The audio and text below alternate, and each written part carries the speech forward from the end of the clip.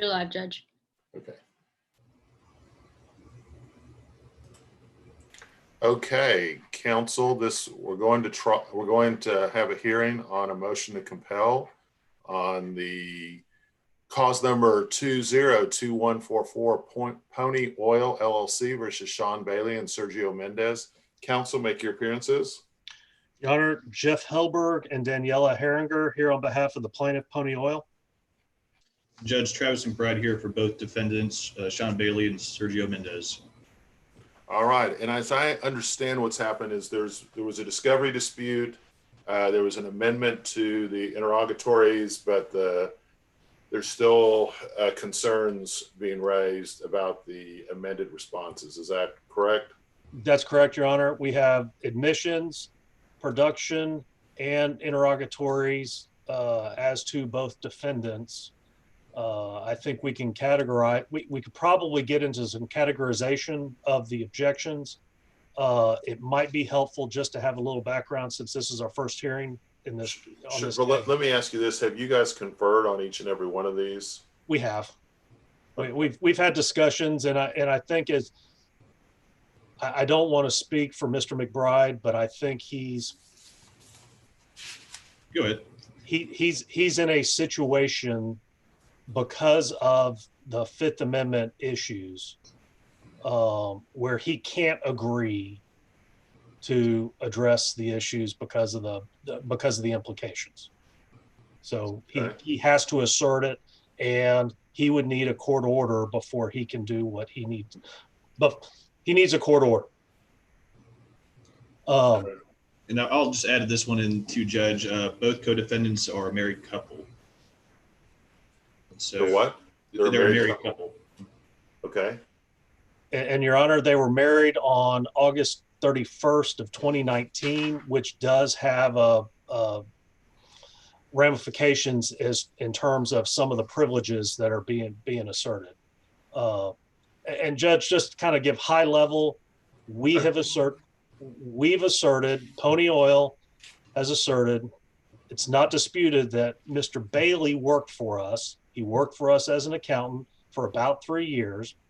And the allegation here is that during the course of his employment, he embezzled about $1 million, and he used that money to buy a house. He spent it on his now spouse, Mr. Mendez, which we allege was with his knowledge and consent. And we've asserted numerous claims of theft, embezzlement, seeking constructive trust on certain assets. The allegation is that he used a PayPal account that was tied to a Pony Oil credit card, and he used that to directly pay some of his personal expenses, which may come up in the discussion today in dealing with some of the issues. But essentially, it's a theft claim to the tune of about $1 million that we allege was embezzled. And you can imagine that does raise potential. Now, we're not arguing. As far as I know, there has not been any criminal proceedings, and certainly we're not arguing or threatening any of those. We just want a money judgment for the amount that was embezzled.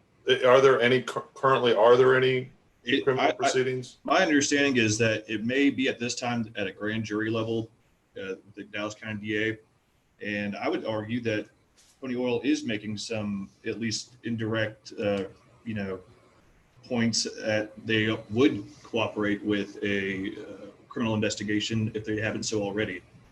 They've put it in their interrogatories. Your Honor, to that end, I can report to the court that, to my knowledge, there has not been any criminal proceedings initiated. The reason that there is an interrogatory on that topic is, one, for a little background, and part of the allegation is we received a letter from Mr. Bailey. And I can show that letter to the court if the court will let me share the screen. But in it, he talks about how he should turn himself in, and he wants to turn himself in. And the interrogatory that Mr. McBride was just referencing was an inquiry as to whether or not he had done so. If the court would like to see that letter, I can share it. Okay.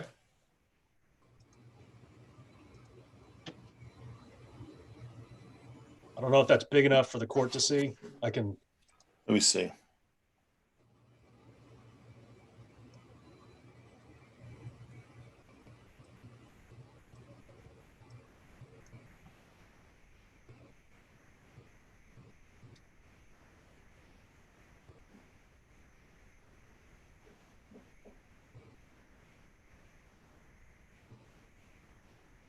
Mr. Merritt is our client rep.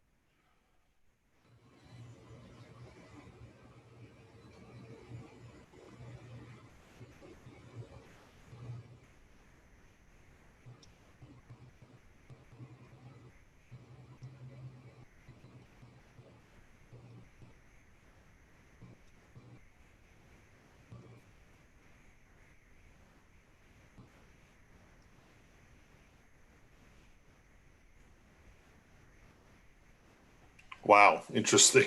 Okay. Yes, Your Honor. All right. Which brings us to, we file the lawsuit, we make the allegations, we send out a volley of discovery. In response, initially it was asserting the Fifth Amendment to pretty much everything.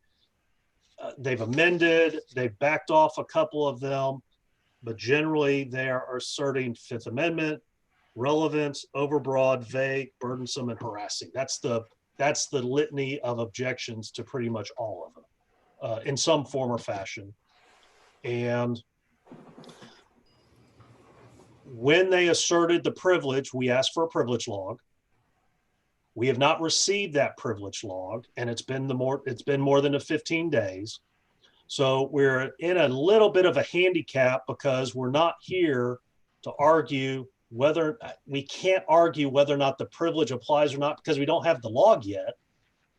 But I do think that the court has the ability under the rules to be able to rule at least on the objections that were asserted.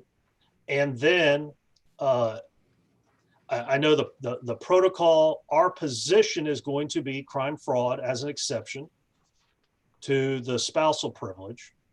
We don't believe that the Fifth Amendment would apply to all of them, although we'll concede that certainly it would apply to some of the requests, but not all of them. And I don't know if the court wants to go through these piecemeal. Maybe that's the step we need to do. I know we're only on the docket for 30 minutes, but or the court can take it under advisement and look at them. But generally speaking, those are the objections. They have the burden to prove that the objections are proper. They have the burden to show the privilege is, because we're dealing with spousal and Fifth Amendment, would apply. I think the protocol, if we're talking about the spousal, would be to have an in-camera inspection on some of these things, possibly. However the court wants to deal with it, but that's what we have. Don't know if the court wants to start on the interrogatories, the production, the admissions. Let's go ahead and start with the interrogatories. Okay. Go ahead and share screen them. Yes, Your Honor. Let me. Who do you want to do first, Jeff?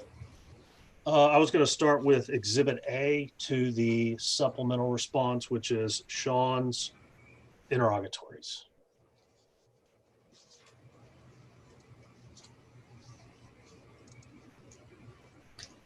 So let me ask you this. I haven't dealt with this issue very many times. So he failed to respond under 193.3B. You requested that within 15 days that they needed to provide a privilege log, and he failed to do that. So I haven't had that happen very many times. So 193.6, is that what governs the failure to produce a privilege log? Mr. Helberg? Well, I think it'd be a compel when the, let's see.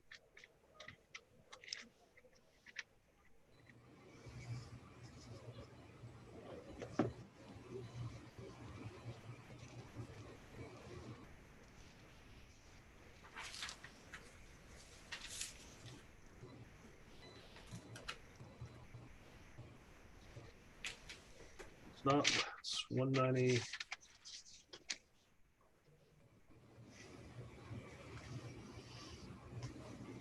One 193.3 that requires, it's the 193.3D. Right.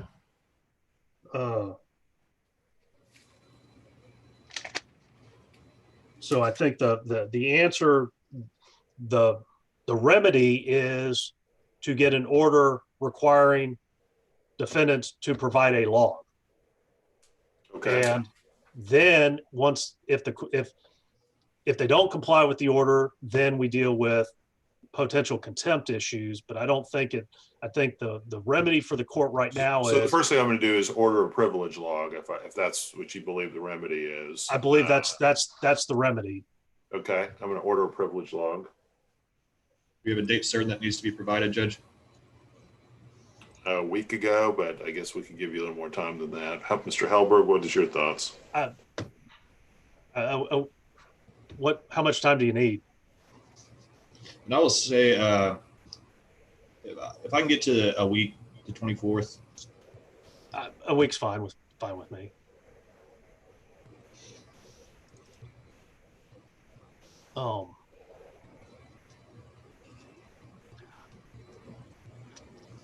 That may resolve some of the issues, certainly in some of the privilege issues. I know we're probably going to end up going through a crime fraud analysis, and under the case law, you got to have the log first, then you have to review the documents in camera, and then the court has to make the determination that the nexus. And I've been through this minefield before, where here's what I can preview for you, Judge, which is there's going to be a bunch of emails or text messages between Mr. Mendez and Mr. Bailey. Okay. If it is post-marriage and it's just, hey, let's meet for dinner tonight at 5, obviously that would fall within the privilege. But if it's a text message that says, hey, thanks for the $500 that you got from Pony Oil, let's go on a bender, then that might not be, that would be part of the crime fraud. And I think unfortunately. Are you saying crime fraud exception to the marital privilege? Is that what you're saying? Yes, okay. Your Honor. And we cited a case in the brief, in the original motion to compel. It is the In Re Spear case, 965 Southwest 2nd 41, which discusses how the crime fraud would apply to spousal privilege as an exception to the spousal privilege. Ultimately, that case resolved itself on different issues, but the crime fraud exception to privilege does apply to spousal. I'll say, Judge, I think every assertion is also going to be coupled with a Fifth Amendment privilege assertion. Which raises another issue on the Fifth Amendment. Okay. But back to the court's original query, I have the interrogatories available if the court would like me to share the screen. Okay. Go ahead. I can expand it. I have it on page view. Okay, go ahead and expand it. I can't read that. Okay.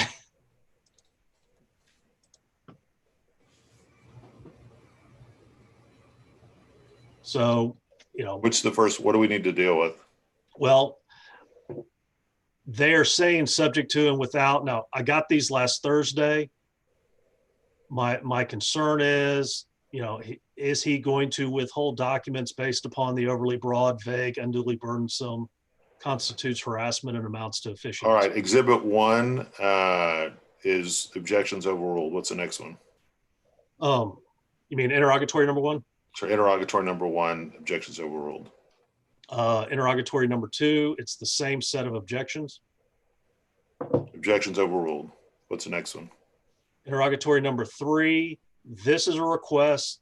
He is asserting the Fifth Amendment right, but it's a question about what is the basis for your affirmative defense of limitations. I can't see how that would possibly be.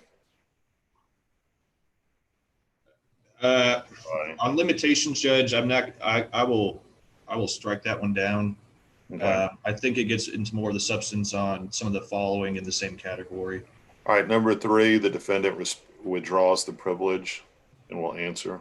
And Your Honor, number 4 and 5, it's the same Fifth Amendment assertion, but the questions address affirmative defenses. Do you withdraw that one? No, Judge. I think this one gets into kind of that pickle zone where some of the testimony my client may be able to provide would be self-incriminating, but also go towards his affirmative defense. And Your Honor, the problem is he has the burden, and I don't want to be ambushed at trial when if he decides, hey, I'm going to waive my Fifth Amendment at trial and tell you all my defenses, why we don't think we suffer damages, for example, or estoppel. He can't use the Fifth Amendment as a shield and a sword. I would argue that we don't. I've actually seen that happen before. Yeah, and I think in this situation, we don't have to proffer all testimony or produce all martial evidence in discovery. We could save it to trial. But I'm allowed to ask contention interrogatories.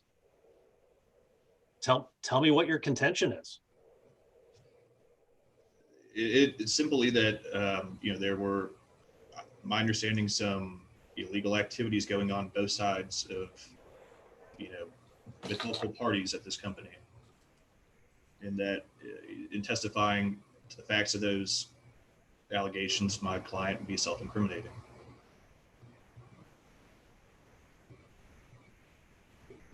Okay. And Your Honor, I just don't see how he can assert an affirm. So if I come forward on a no evidence motion for summary judgment, his answer is you can't grant it because I'm asserting the Fifth Amendment right.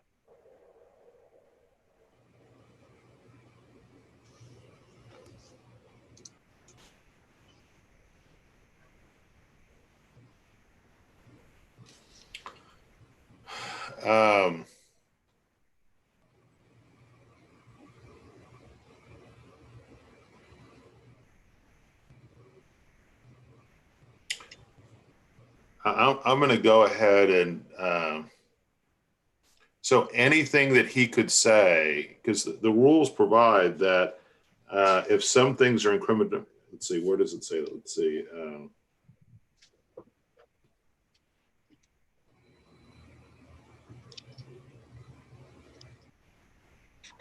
And Your Honor, we cited a 2020 case, in re verdict. It hasn't been reported yet, that talks about the analysis the court has to go through. All right. What does it say exactly? Well,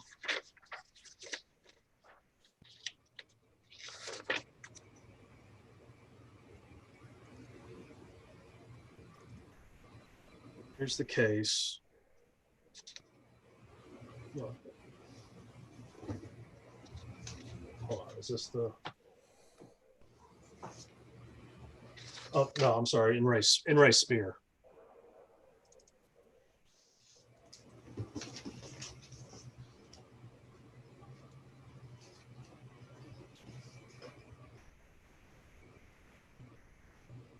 And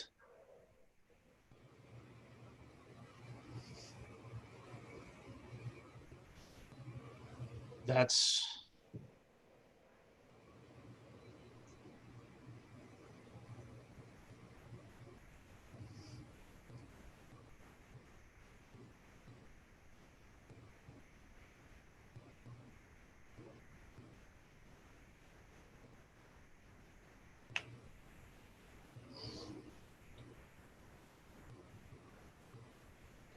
So I guess what makes the most sense to me, given this, is that either I overrule the objection, but if in order the party, and if the parties feel like that there's anything here that that would be responsive, that would tend to incriminate him criminally, that he could provide that in-camera inspection, maybe. Does that make sense?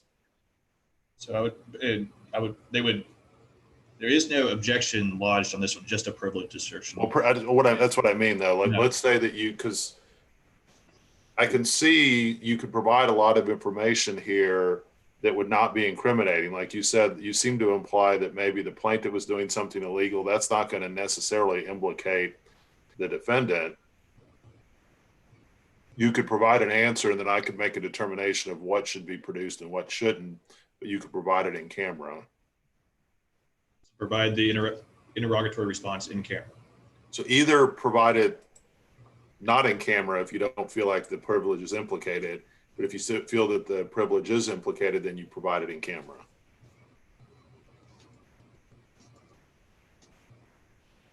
And Your Honor, I'm fine with that. Okay. Because I mean, and then the court can determine, okay, you can get your black marker out and strike out what's appropriate and what's not. Let's go to the next one. I think the next few will be in the same bucket, Judge. They're in the same category.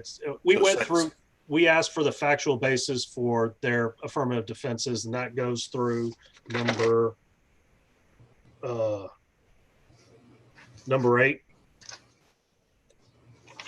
Okay. I'd be fine with the same.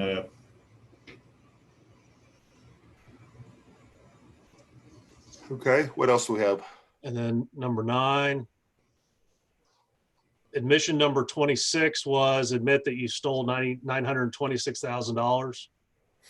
Okay, I think that's probably going to be sustained. That's going to obviously call for it to it. I'll sustain the privilege. Okay.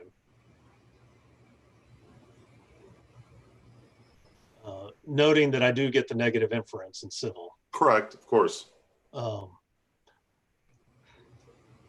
Number 10, he asserts some objections of overly broad. I mean, obviously this would implicate the issues. I mean, how much? The objection is overruled. If you need to provide a privilege log, you can provide a privilege log. That'd be great. Okay, what's the next one? And this is the law enforcement one that we referenced at the beginning of the hearing. Have you reported the theft?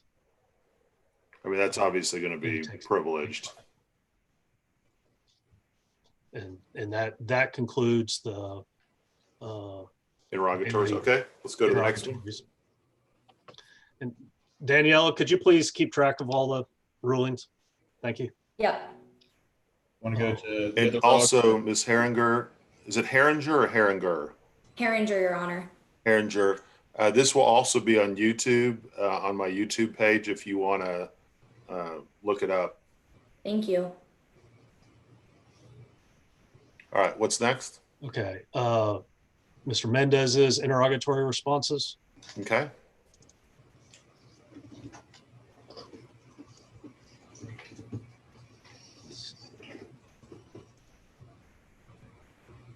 And Your Honor, you're going to see a lot of similarity with the verbiage. Is there any reason to treat these differently? Is there any that are any different? I think these are a reach further, Judge. This is a non-employee. You know, the only relation he has to Pony Oil is that he's married to a former employee of Pony Oil. And Pony Oil is asking for very detailed personal information. Yeah, let me. Your Honor, the high-level response is, it is our belief, and we have alleged that Mr. Mendez participated in the theft and received pecuniary benefit from the theft. So that's why. How did he participate in the theft? Like, was he breaking into the? I assume these are oil yards and stealing the equipment, or was or is he just receiving things from the allegation is that he was a knowing beneficiary of the monies that were taken. So Just Okay, so I- he's not actively involved in And I would say that's just, just because they a certain allegation doesn't entitle them to request his entire life record, Judge. but it does define the scope of the discovery. So, for example, So if let me Mr. just look at it. What interrogatory number one? Number one, the objection sustained. Number two, personal debt, and Your Honor, it's the if just like what typically happens with spouses or relationship people, if Mr. Mendez or if Mr. Bailey bought a car for Mr. Mendez, paid off his student loans, and he did so with Mr. Mendez knowing where the money came from, then that is participation sufficient to attach liability. I'm going to allow you to go into robust discovery on the issue of any type of funds that were provided from Mr. Bailey to Mr. Mendez. But Mr. Mendez is, because we don't know any of that, and he wasn't an employee, he had no type of duty. I'm not going to allow that until you establish that first link that was, because it really doesn't matter what he spent the money for. It matters that the money was, I mean, if he had $1 million in debt, Mr. Mendez did, and Mr. Bailey never gave him any money, it doesn't matter. It all comes down to what money Mr. Bailey gave him to and what the source of that money is. And I'll allow you robust discovery into that topic, but I'm not going to allow you to just delve into Mr. Mendez's personal finances when he's not an employee. Okay, Your Honor, but here's the situation, which is we're not going to be able to get that robust discovery from Mr. Bailey because he is asserting the fifth, because we asked that question. We asked the question of, give me all the documents showing money that you paid to Mr. Mendez, and he is taking the fifth, which means we get the presumption. Therefore, we have to go to Mr. Mendez to find out, okay, if you had $1 million in debt as of January 1 of 2017, and you have zero debt now, how did you pay off $1 million working at Uncle Julio's? And that's the problem that we have with the presumptions.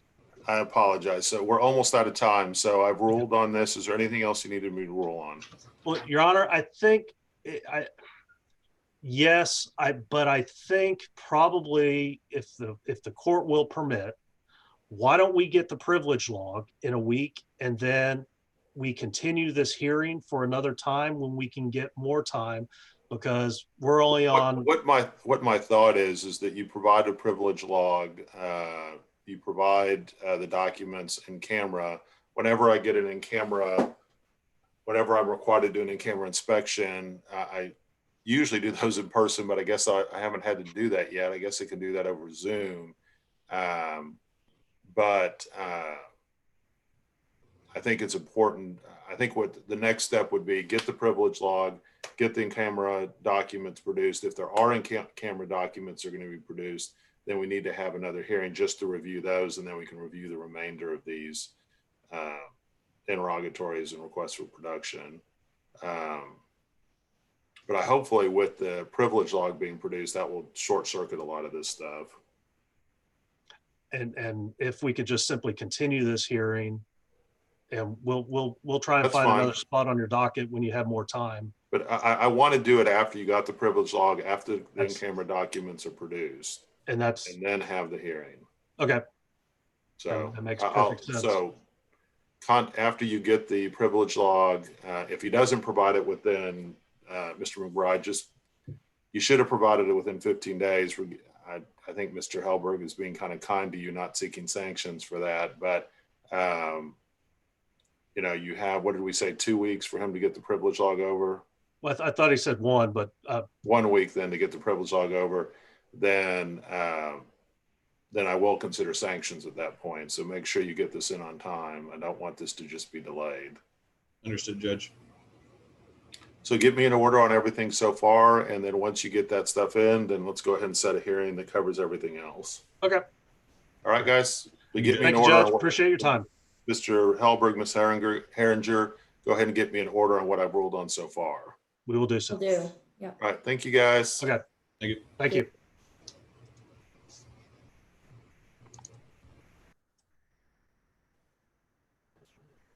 Okay, Mr. Greenberg Yes, Your and Honor. Andy C. Let me go ahead and, are you guys here on a motion to compel? No, Your Honor, we are here on two separate motions in the Harvey case, a motion for no evidence summary judgment and a motion for sanctions for spoliation. Ah, okay.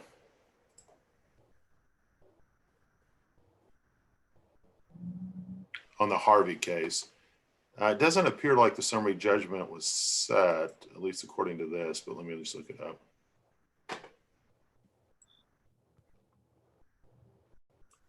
Go ahead and share a screen for you.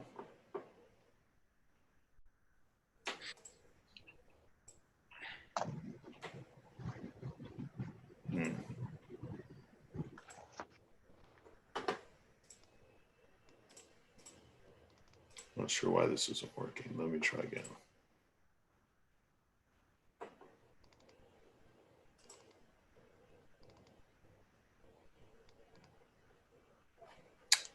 The portal seems to be down. All right, so let's go ahead. Do you guys both agree that the summary judgment was set for today?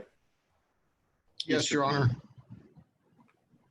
Okay, I'll be honest. It only's put down here that the motion for sanctions was set, so I read that, but I haven't looked at the summary judgment because it didn't show on my docket that it was set for today. So I apologize. So let's go ahead and get. Which one do you want to go first with? Let's do the motion for sanctions. I think it's would be pretty fast. Okay. Your Honor, it may be beneficial now to maybe push this down the road with just because the basic fact of this is that we asked for a spreadsheet, a particular spreadsheet. You might remember this is like a case involving a commercial motor vehicle accident with a point policy in place, and we've been arguing about the point policy for a long time. The point policy is supposed to be kept in this spreadsheet, okay? And one person at the company had this spreadsheet. And that person left the company, and then there was testimony that the spreadsheet was deleted.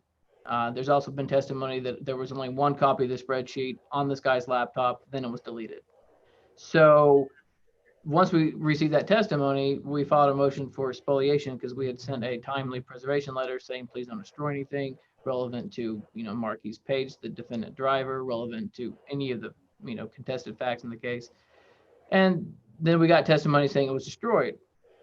Well, after I filed my motion for sanctions for spoliation, then the defendants produced the spreadsheet, which would obviate the need for sanctions, but the presentation of a spreadsheet after there's been testimony that it was deleted raises some concerns for me. Specifically, is it the spreadsheet that's testified about? Who found the spreadsheet? Because it was supposedly deleted. So in my reply, Your Honor, I just request some additional leave for some additional discovery to be conducted on this particular matter. We can pick up whether or not there's a need for a spoliation instruction after I can determine if in fact this what is the spreadsheet, or if in fact the spreadsheet as it existed at the time was deleted. So we don't have to rule or get into the actual spoliation issue. And I think it might be a little bit premature now that the document has been produced, but there's testimony the document was deleted. Now we have it. And so I'd like to ask some people some questions about how that came to be. This case is set obviously for next week. At last week's hearing, we determined that's not going forward. We've picked today, we've agreed upon a new trial date.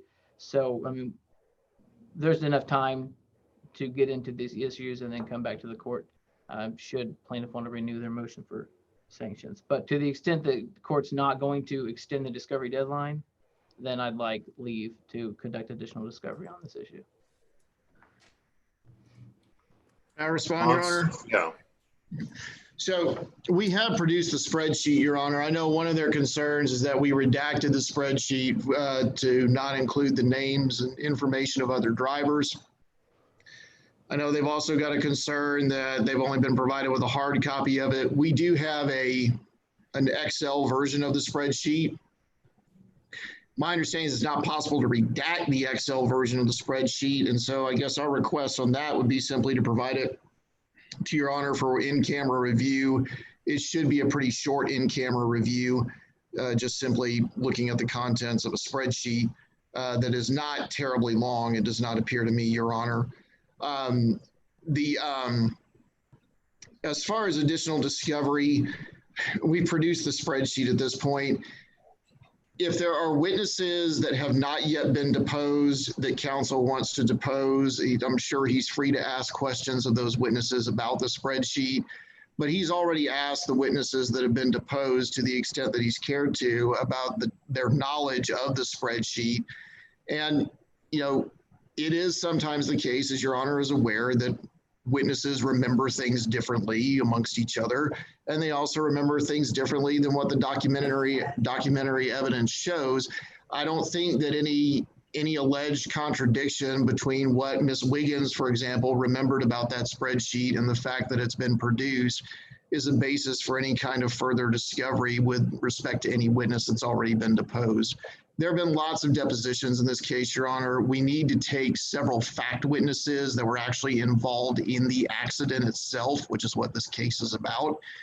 And yeah, I just don't see the need to make witnesses come back for depositions that have already been good enough to sit for hours in some cases for depositions in this matter. I mean, I will tell you what I generally do, and I'm not ruling on this, but if they were asked about the spreadsheet during their deposition and he didn't have the spreadsheet to ask them questions about it, then he would be allowed to redepose them on that issue. So it's kind of y'all's fault that this took so long to get produced. And so if he took depositions relying on your assertion that the spreadsheet didn't exist, then you would have to produce them again. But if they weren't asked about it or it wasn't relevant to that particular witness, then you would not have to produce them again. That's not a ruling, it's just that's what I'll do, because I've dealt with this issue before many times.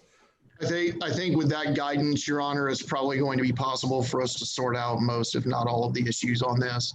And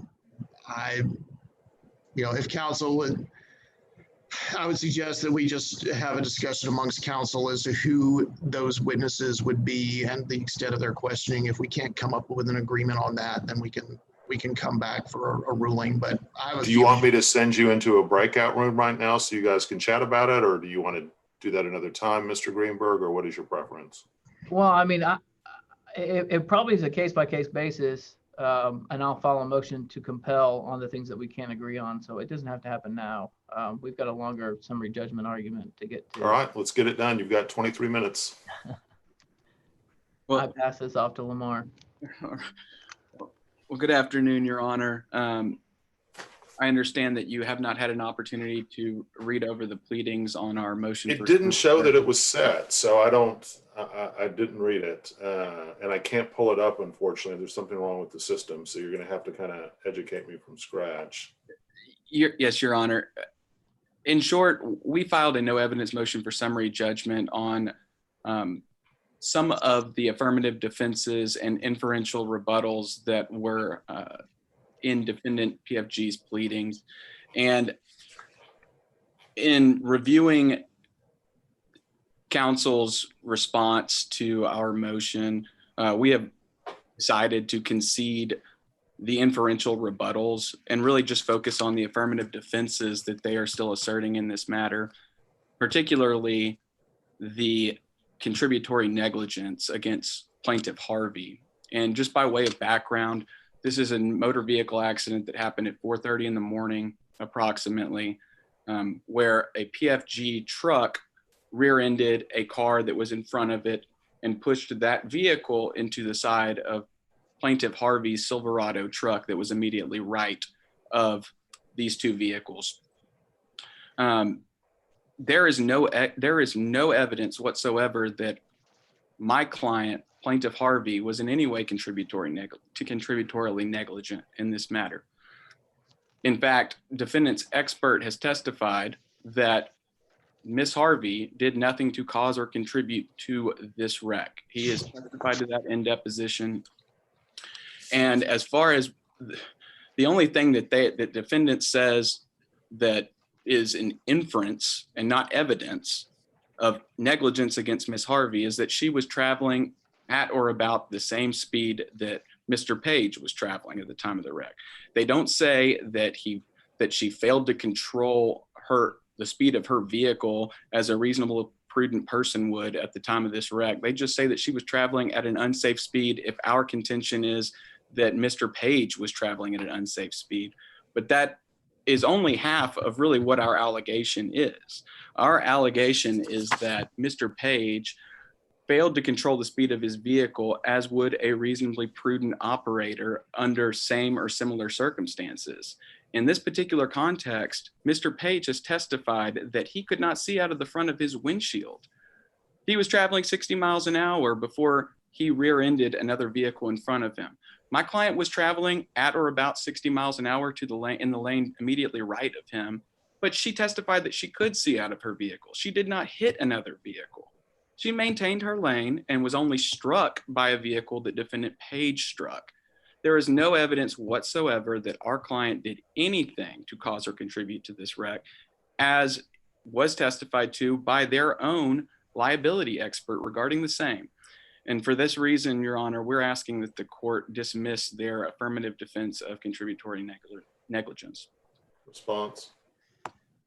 A couple of things, Your Honor. One is, whatever our expert says in his deposition, that's only some evidence in the case. That's not necessarily our position, and it won't necessarily be the position that my partner, Jeff Ryan, argues at trial.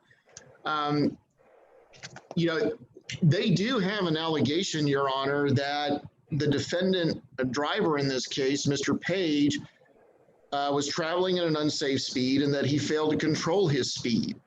You then have a video that shows, you can see Miss Harvey's car actually pass Mr. Page's vehicle during the course of the accident.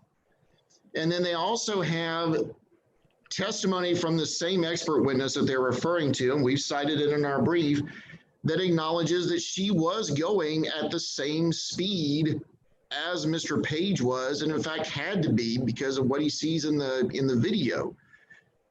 If Mr. Page is traveling at an unsafe speed, and the plaintiffs are correct in alleging that, Miss Harvey is going just as fast as he is, if not faster at some instances. And her speed is just as much a player in the causation of this accident as anybody else's. That's something we remain free to argue regardless of what our experts testified or not testified on. His testimony is not the only piece of evidence in this case. There is the video, and there is his testimony that she was going at the same or similar speed as Mr. Page. This accident would not have occurred if Miss Harvey had not been traveling as fast as she was. She would not have been implicated in the collision. And so regardless of what Mr. Page testifies he could see, regardless of what Miss Harvey testifies she could see, the fact of the matter is that she was traveling just as fast as Mr. Page was, if not faster, and that speed, whatever it actually is, has been alleged to be unsafe by the plaintiffs in this case. They can't have it both ways in a couple of respects. One is the weather conditions were what they were, okay? One of the two witnesses is right, but there's not two different realities. There's just one reality about what the weather conditions were. They may have different recollections, but there was only one set of facts that ultimately happened. The other thing is that the safety of that speed is either safe or unsafe for everybody that's going. So what exactly is your argument as to the plaintiff's negligence? That she was traveling too fast? That if Mr. Page was indeed traveling at an unsafe speed, Miss Harvey was traveling at that same speed, if not faster, and therefore her speed was unsafe also. And also that that unsafe speed, if it is in fact unsafe, I think we'll have some dispute about that. But if plaintiffs are right that the speed that Mr. Page and Ms. Harvey were traveling was unsafe, then they both were traveling at that speed. And Ms. Harvey's decision to travel at that speed played just as much a role of causing this collision. I get it. Okay. Summary judgment on that issue is denied. What else do we have? Well, Your Honor, I don't want to recourse what he just said, but we don't make an allegation for unsafe speed. That's not what our pleadings state. Nevertheless, Your Honor, I guess the other affirmative defense that we will turn to is the responsible third party defense that they have asserted in this case. And that is basically that Mr. Johnson is a responsible third party because they allege that his vehicle was traveling at a negligible speed at best. They have no evidence of what speed Mr. Johnson, the vehicle that was traveling in front of Mr. Page, was going. They have not conducted a download. They have not even tried to get this particular individual's testimony. I have reached out to this particular witness who has given a recorded statement that I will agree is not admissible in its current format before this court. But nevertheless, there is no evidence that Mr. Johnson was negligent because he got rear-ended by their own driver. Response? Your Honor, the video clearly shows that this Volkswagen was traveling at a speed, if at all, that was clearly not appropriate for highway driving. And the affidavit of our expert, which we have offered in support of our response to their motion for summary judgment, makes it clear that Mr. Johnson not only was not traveling at a reasonable speed, but did not have his hazard lights engaged, as he had his car either stopped or just barely moving forward in the highway in the middle of the night. And also, Mr. Salinas, our expert, makes it clear that Mr. Page's reaction to this vehicle that was either stopped or just barely moving in the highway up ahead was actually better than the average driver would have been able to do, given studies on reaction to looming vehicles and things of that nature. So there is summary judgment evidence to preserve the responsible third-party defense. I don't think there's any question that this Volkswagen should not have been traveling at the speed it was, if it was moving at all at the time that this accident occurred. That is a dangerous thing to do. That is an unreasonable thing to do. And that is something that clearly played a role in causing this accident. That is the expert's opinion. And there really is no other evidence on the subject besides his opinion in the video that's before the court, and their motion should be denied.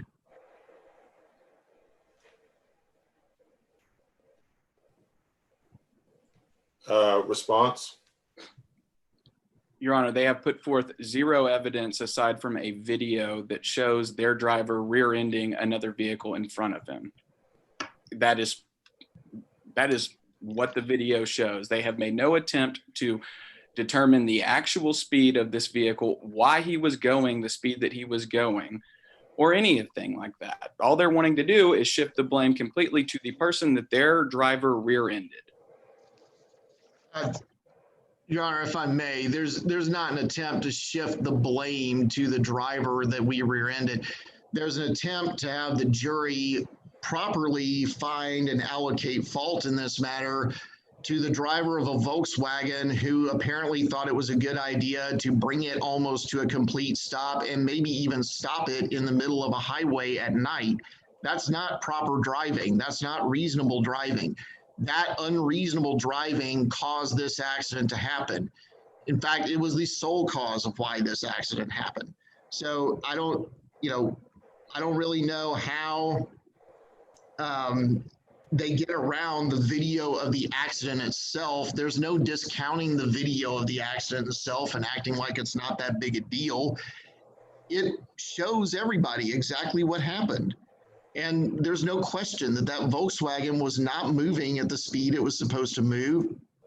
And Mr. Salinas has found that it was the Volkswagen's speed and Mr. Johnson's operation of that vehicle that caused this accident to occur. That's the summary judgment evidence. That will be the evidence at trial. And I'll say this, that, you know, I used to do plaintiff's personal injury. I used to handle car accident cases. I'm board certified in personal injury. My philosophy on is that, you know, negligence is almost always a question of fact. I think it's a question of fact here. That being said, you know, don't think that just because, you know, the defendants won this, that somehow I think that summary judgment the other direction would be appropriate. It's a fact issue. And so it needs to go to trial, or if you can't reach a settlement on that issue. And so I'm going to deny the summary judgment on that as well. Is there anything else?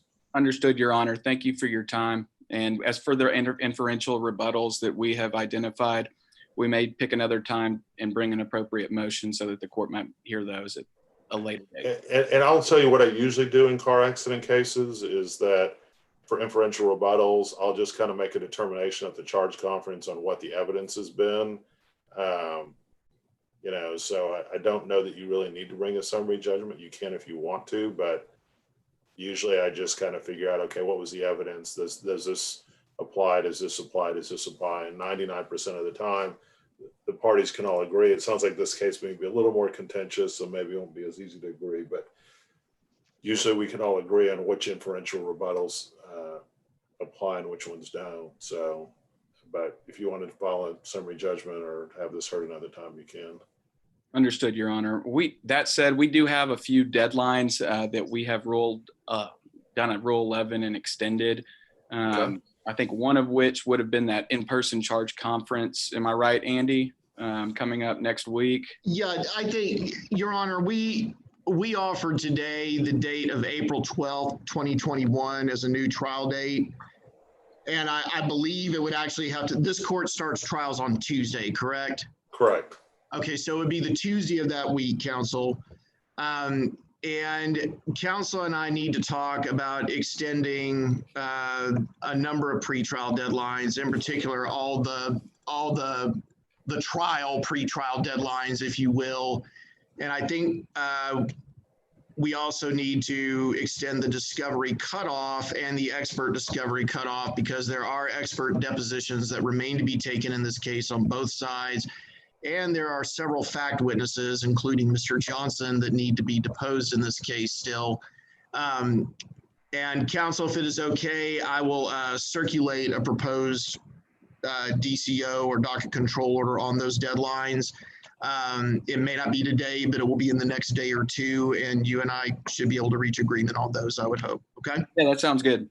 So you need to submit that. Right now your trial setting is next week. So if you get that to me, in all likelihood, I would sign that and you wouldn't have to show up to your trial setting. But let me just see this. When did you file this? Wow. This case is getting pretty old. Yeah, but we're not trying cases anytime soon. So, all right. Yeah, go ahead and get me an agreed ASO and we'll go from there. Do we need to submit an order for or a motion for a new trial date as well with that April 12th date? No, it just as long as it's included in the agreed scheduling order. All right. Thank you, Your Honor. Thank All you. right. Thank you. Bye-bye. Thank you very much. But yeah, email me that order. I need it before Friday. Okay. What email should we send it to, Your Honor? Send it to my court coordinator, Rhonda Pinson. Okay. And Rhonda print it out and put it on my chair. Thanks again, Your Honor. Okay. Thank you, everyone.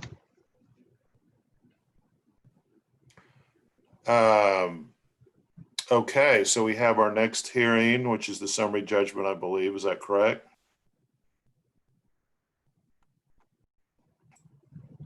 Mr. Hirsch, you're muted. Mr. My apologies, Your Honor. Mr. I'm sorry, Mr. Almasri, are you there?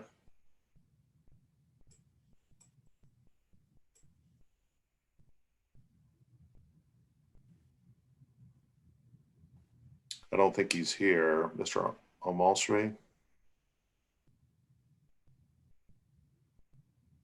I see his name.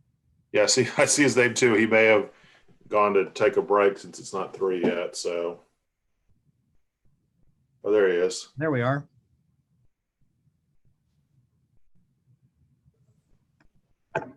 Good afternoon. Sorry, Jay.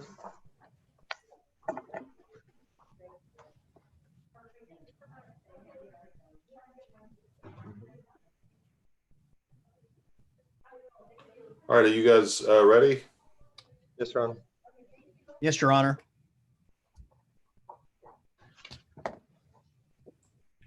Hey, Rhonda, are you going to be at the courthouse tomorrow?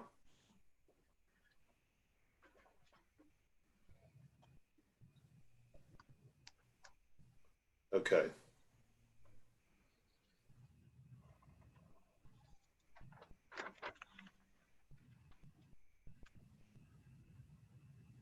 Will you be there at 1 o'clock between 1 and 2?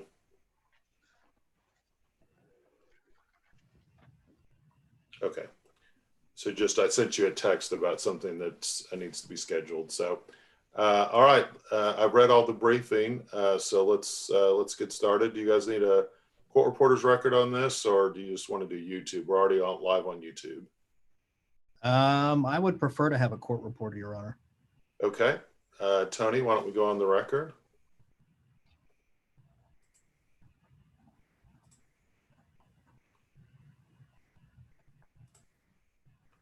Let's go on the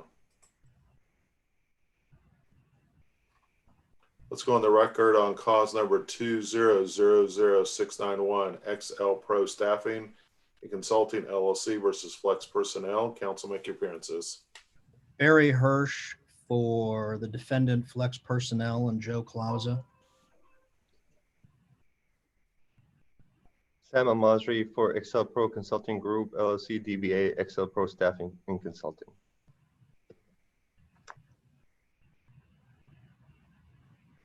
All right, let's proceed. Your Honor, we've got a number of motions on the record set for today. We've got the motions for summary judgment that have been filed by Flex and Clausa, and just for purposes of efficiency, is it all right if I just refer to them as defendants or Flex? Sure. So we've got the no evidence from Flex and Clausa. This is basically an employment dispute. It was filed in January 2020. Plaintiff filed the original petition. It was signed by Mr. Almazri as lead counsel. They obtained a temporary restraining order. Fast forward 7 months. We've conducted discovery in this case. They've conducted no discovery whatsoever. No depositions, no interrogatories, nothing. We filed a motion for summary judgment both on the traditional and the no evidence rule in July. Specifically, I believe it was July 9th or July 10th. We continued that hearing pursuant to a Rule 11 that kind of put a standstill in order to allow counsel for plaintiffs to observe a religious holiday. And we're here on the motion for summary judgment. Does the court have a preference on which motion for summary judgment is heard first, whether it's the no evidence or the traditional? Let's do them together. Okay. So the no evidence is pretty straightforward. There's Dallas Court of Appeals authority that where a case has been on file 7 months, that's an adequate time for discovery. In addition to that, we've identified all of the elements of the 3 causes of action that XL asserts against my clients. There's 3 claims, namely, there's tortious interference with an existing contract. That's the employment agreement between XL and our new employee, Robert Albiar. There's also a tortious interference claim with prospective business relations, and then a civil conspiracy claim. There is no evidence whatsoever in the record before the court to do anything other than dismiss those 3 claims. There is an affidavit that they have filed in opposition to summary judgment. It's an individual by the name of Hasib Jangda. We have objected to that affidavit because it doesn't satisfy the evidentiary requirements. Specifically, doesn't show any personal knowledge. It's conclusory. I mean, you name it. We've been pretty specific about our objections. There's also an Exhibit C, which is an unauthenticated, unexecuted employment agreement between Mr. Albiar and Flex. That has no relevance here. It's also unauthenticated, lacks foundation, all those other things. Without those, there is simply no evidence whatsoever to support any of the three claims against my client. This isn't because this is a case where the evidence is difficult to obtain. It's not.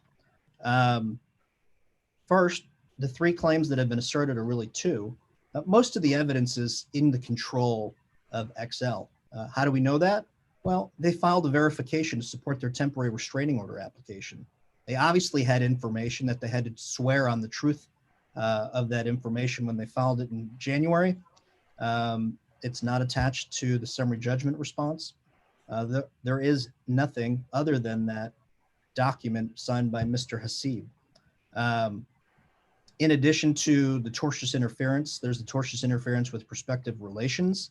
That would necessarily require information from either XL or from XL's customers. Again, we haven't even been identified a single third party who we allegedly tortiously interfered with. This case has been active from the very beginning, as evidenced by the fact that plaintiff obtained an ex parte TRO.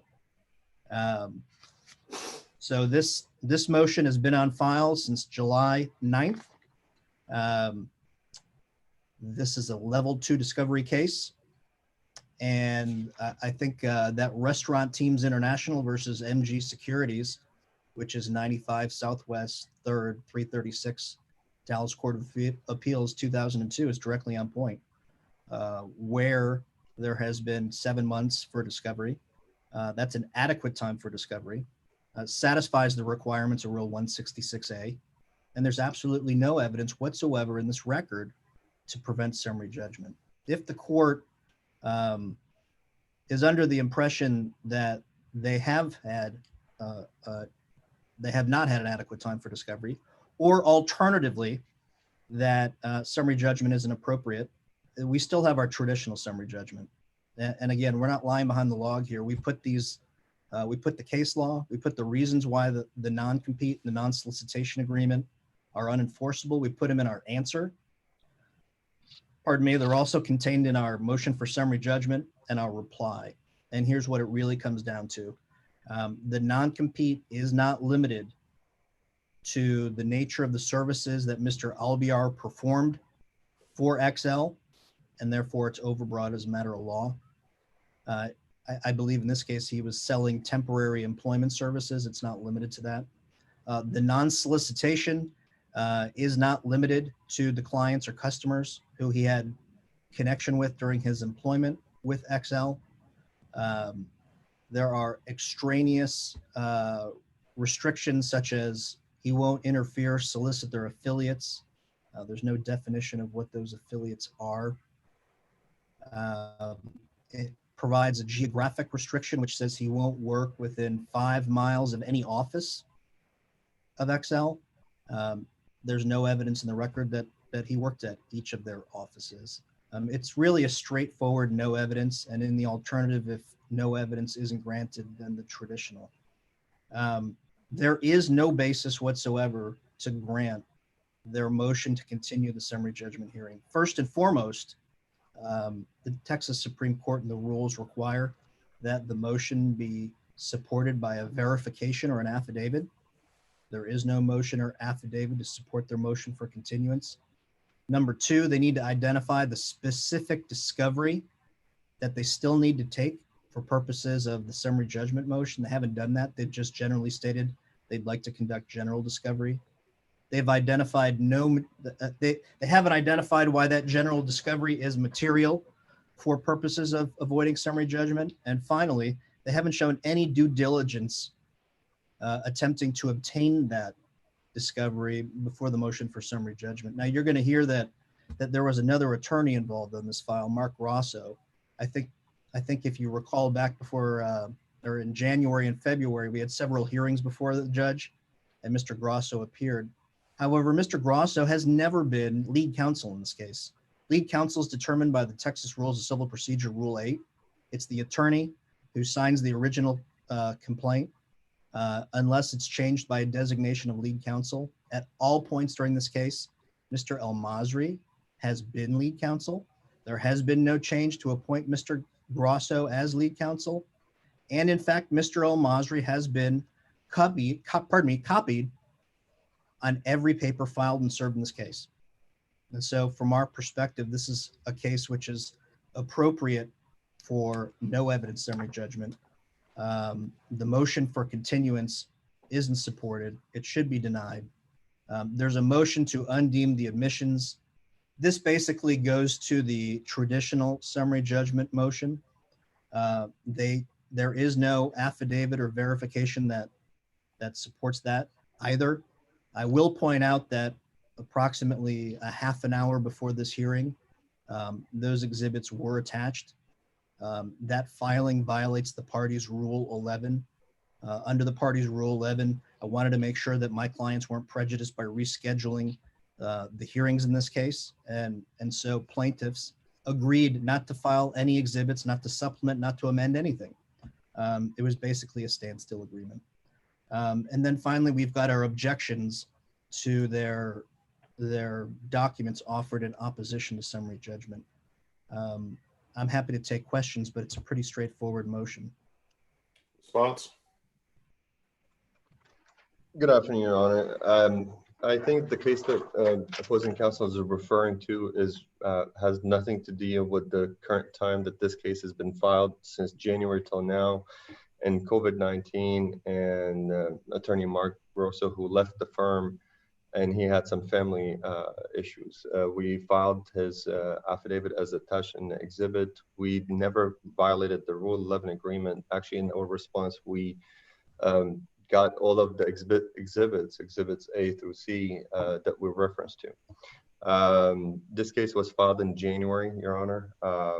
I signed the original petition.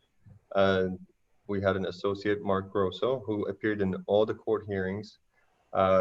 He was assigned on the firm to handle all the cases, and one of them, not all the cases, the cases assigned to him, and one of them was this case. It was brought to my attention that there was an issue regarding the discovery. I reached out to Mr. Barry, who was very courteous. We responded to the discoveries that were not responded to. There was a reference to the court order. This court order did not include anything about the admissions. The affidavit of Mr. Grosso stated that those admissions were not mentioned in this discussions, and there was no order regarding those deemed admissions. It was his understanding that it was not deemed.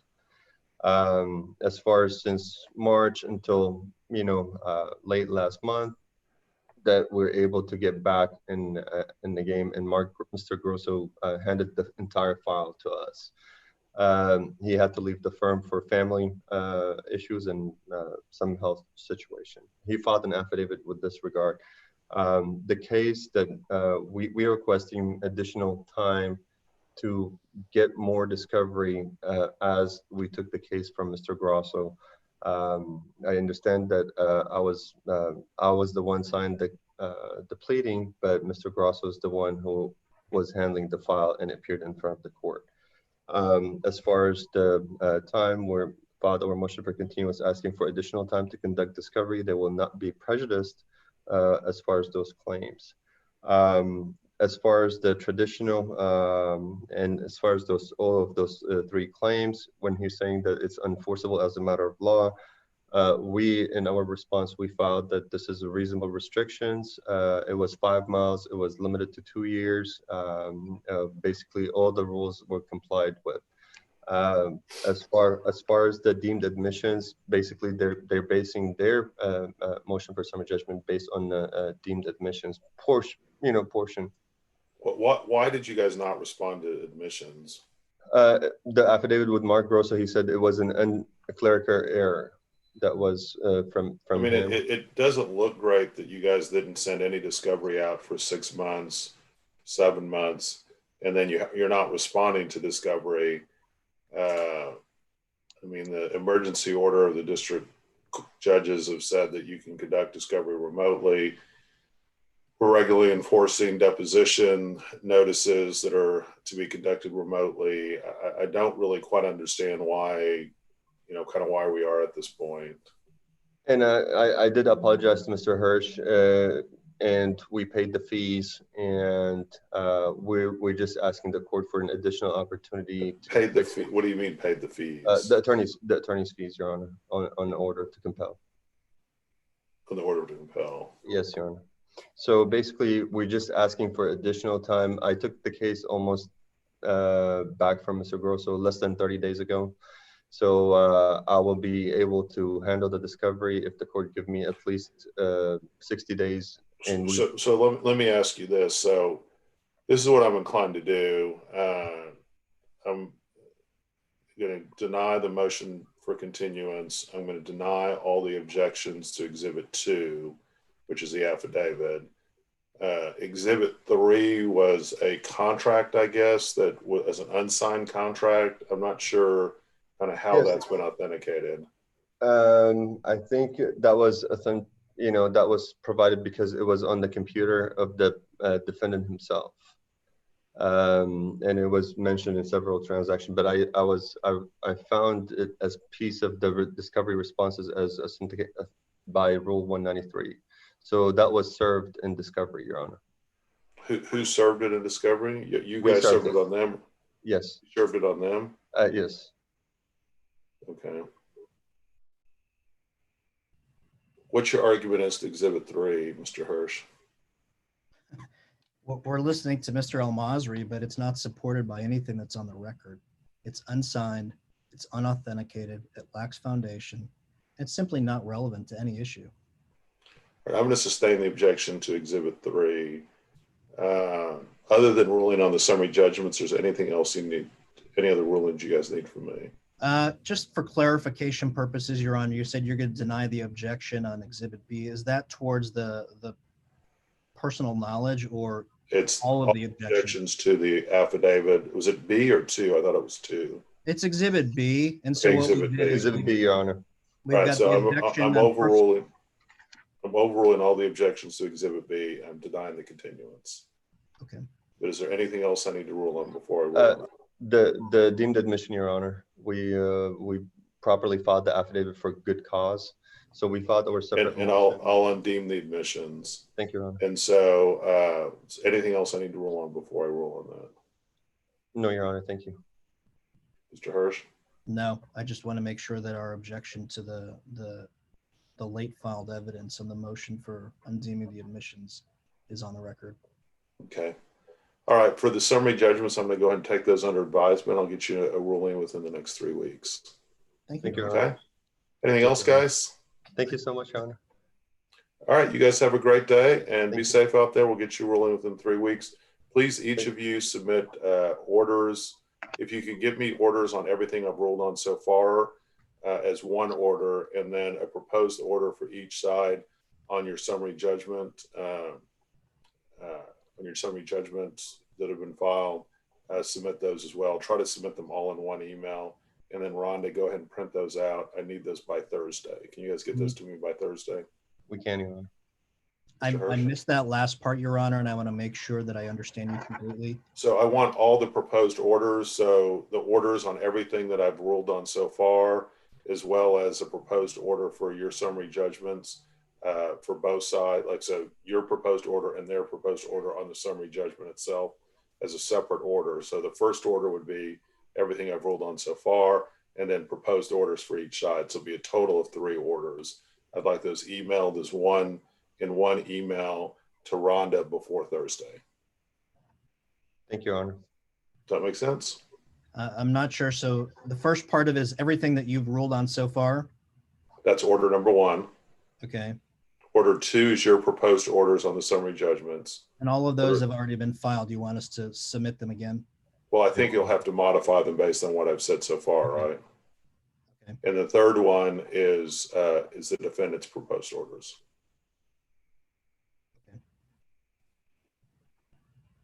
That works for us. Thank you.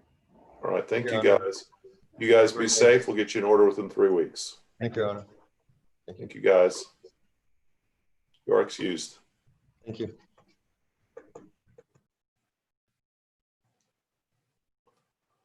All right, Tony, it looks like we only have one non-jury tomorrow. The rest are jury, so those are all going to be bumped. And then, so I'll see you tomorrow at 9. I'll see you, Rhonda, tomorrow at 9. Okay. Bye, guys. Bye, everybody. Bye-bye. Julian, did you have any questions about the memo? Just throw on YouTube, Judge. Oh, thank you.